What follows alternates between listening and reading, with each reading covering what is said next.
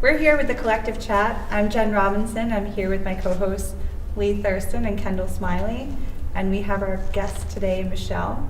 Our topic is giving back. So we're talking about, what people are doing in the community on that realm. So Michelle, I know you know Kendall and Lee pretty well. Yes, we go way back. Maybe start a little bit with, where did you meet these guys, or how do you know them? Let's see, I met them years ago. I don't even know how far, maybe 4 or 5, I feel like. Four at least. No, 5. 5, but I auditioned for Kendall when she was doing her jewelry line at Stingrays to model for her. Okay, yeah. And I met Lee, I think I met you the same day. Yeah. Pretty much, I met him the same day, and then from there, I built a great relationship with Lee doing modeling, and he helped me out with castings in New York and in Boston with my art, and then I got to model for this beautiful woman here and her jewelry. It was a great experience, good vibes, and I'm blessed that I still am able to connect with them now. So yeah, that's how we met, through art. Tell me about your art and what you do now. Ooh, I am.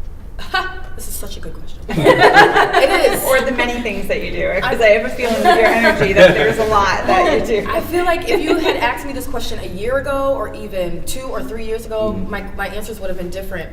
I am an artist today. I love creating. I just realized I love creating. I like being involved in anything that has to do with dance, film, modeling, fashion, anything that has to do with just people, doing what they love and just creating. I particularly have a huge passion for dance. I am a choreographer here in Boston. I've been very, very blessed with opportunities here and out of the state, out of the country. But my main goal, especially for 2016, has been giving back to the community as far as dance.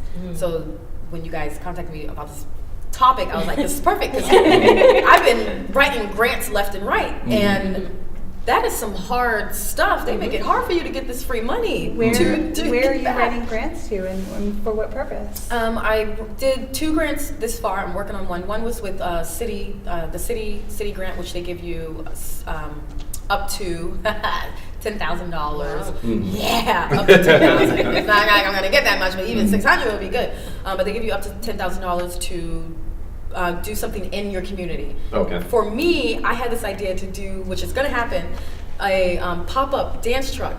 So like, how you have food trucks, right? Cool. So great. I would pop up here in front of the library and, pull out a dance floor. I researched all this stuff. There's snap-in dance floors. I can step in, roll away glass mirrors. That's a great idea. Have a live DJ or just the music coming from off the truck, and do free classes to the public. Free. Wow.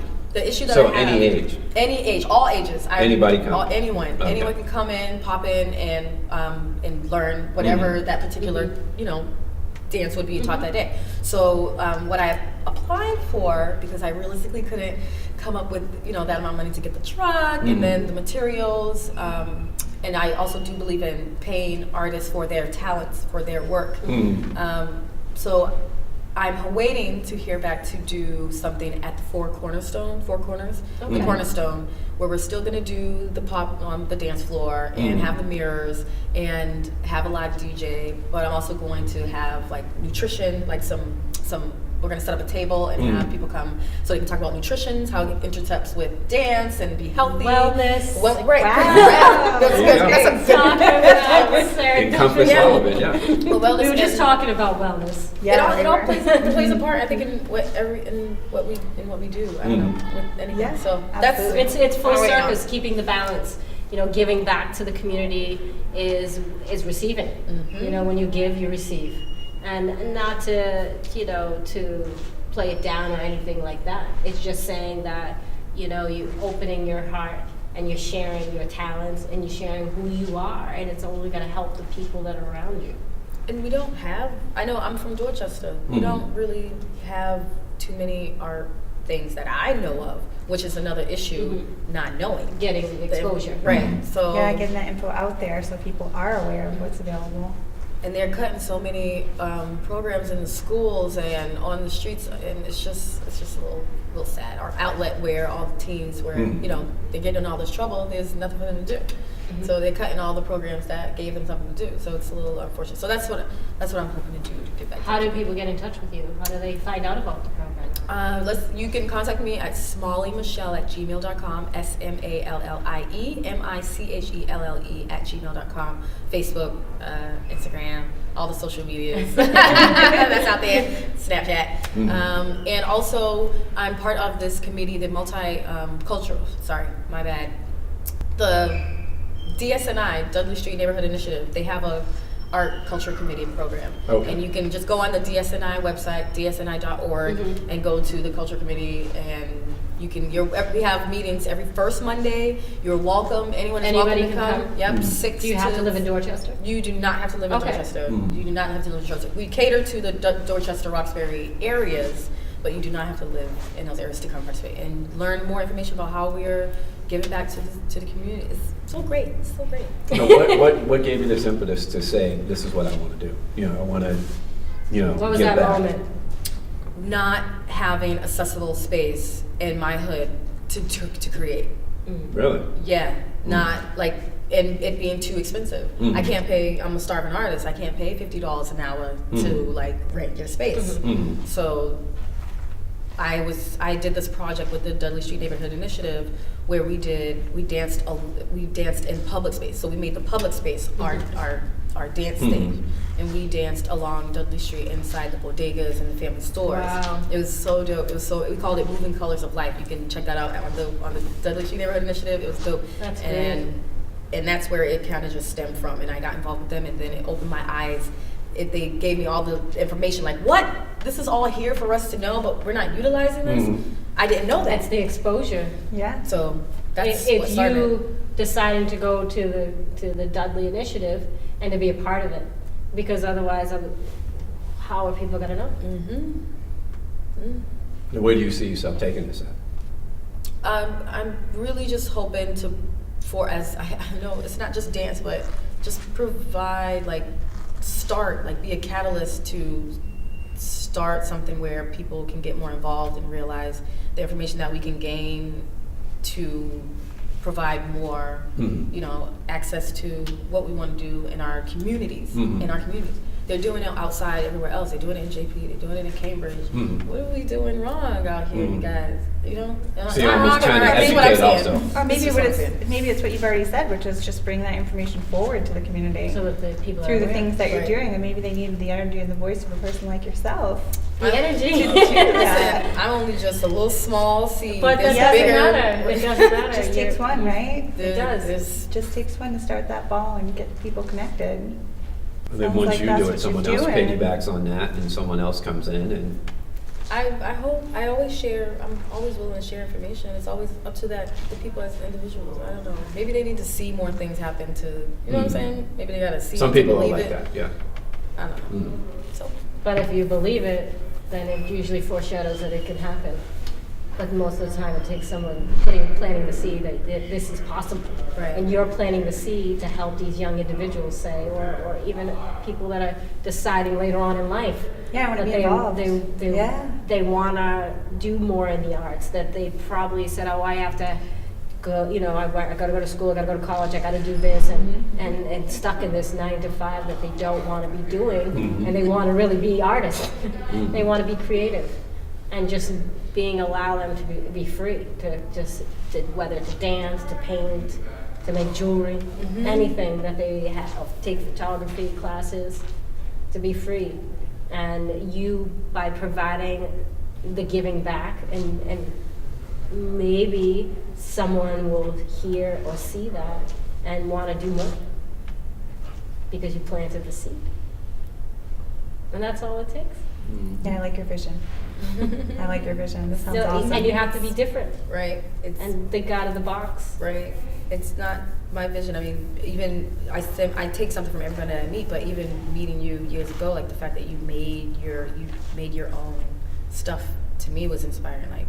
And it's some good. I can't swear. I was gonna say it's some good stuff. So you don't know who you're affected by, just people just watching. But I was watching. I was like, wow. How did she do that? How did you have the guts to just put yourself out there? So, it's just. I think it comes from that. So I don't know. What do you guys think? Especially, I mean, as Yeah. you guys, I'm not particularly sure what you do, but Yeah. as artists, photography, She's been and around. jewelry, She's seen quite a bit. Oh yeah, I Yeah. got roped into some stingray. Yes, you did. Back That's right. in the day. I and helped and being model able coordinate to- and Yeah. put people together, so Yeah. yeah, definitely, I forgot about that. So. What do you guys think? I mean, I think that you're doing all that you can, by hopefully this show will expose people to what you're doing, but you being true to yourself and what you really have a passion for, it's going to magnify. Yeah. That is the universe hearing you because you're doing it. And when you stay stagnant and you decide to say, oh, I'm not going to get enough money, you have to always think back to giving back and being gracious and giving thanks to what you do have. right. Yeah, and you got to think about that feeling, because I'm sure you had that feeling when you were going into some of the stores where you guys are dancing, about how that made you feel, and the people around you that are watching you do Right. it, and the energy that came from those moments. But they're getting energy Yeah. off of you because Yeah. you're taking the initiative to do it. Yeah. And that same feeling you got from her, Right. someone in that audience That might see definitely. you and it So might you give them a just spark. you just know, focus so. on that, and Everything will fall into place. Yeah. Trust the process. Mhm. Well, I appreciate you guys like this. Yeah. This is like an outlet to get it out, and this is Yeah, part of the process. absolutely. So this is great. I appreciate it. But you also made a bold move. I can say this because I know her. But you made a bold step by just saying you're quitting your job and you're going to do this. What made you do that? that's a great question. How did you get sometimes- to there? yeah. How did you get to that point? It was just time. It just felt like it was time. My kids are 14 now, Mhm. so I move around a lot, but Yeah. they're 14 now, so I can at least bring them with me and Mhm. expose them to and have them help. But it was time, man. Mhm. I don't know. Were you I in a can't 9 to explain 5 it. job before? I was working at a lovely charity, Boomerangs. I love that store. It's where we were charity for the AIDS Action Committee. All the proceeds go to the AIDS Action Committee. And I was there, and I did not want to leave. I loved my boss. I loved the whole idea of it, but I can't explain it. I just felt it inside, and it was time. And when I tell you, once I quit, the next day things started rolling. Mhm. It just felt like the thing I did was more like, okay, it was meant to be, Lord, okay. But people, You know what I'm saying? they, they are caught up in the system. They're caught up in, and not to say that that's a bad system, but it's if your heart desires to do so much more, and you actually listen to it, because having that balance, you were probably out of whack, especially however good your job was or the people that were around it. There was something that wasn't aligned. And now you're coming full circle and coming back into focus. And look how much you've done by just releasing yourself from that. It's all good. Definitely. It's all good. Do you have any tips to share to people that are thinking about building more creativity in their life? I mean, that's kind of what you were saying earlier, is that you felt like you wanted to be more creative. Where do you start? If you're a person that's kind of stuck in the I'm muddling, but I feel like I need to create something or express something. I put this on my social media the other day. If you love doing something, start an hour a day. And then if you do that 1 hour a day, it will catalyst into wow, I do this, then maybe go 1 day a month, and then maybe try it 1 month a year, and then maybe just take it from there. So I just say start in little increments. Try it for 1 day, see where that goes. If that works, go for another week. If that, you know what I'm saying? But do balance it out. So I would say just take it, start step at a small, time. and then just take it from there. And you never know. You'd be surprised. Fear is such a messed up thing, Oh yeah, mental, so- definitely. And that's what I would say. Well, thank you so much. Right? It is. You're right. We really enjoyed talking to you today. Thanks for coming down. Thank you. It's been We are the Collective Chat. Hit us up on Facebook, Instagram, Twitter, and our website, thecollectivechat.com. Thanks for being here.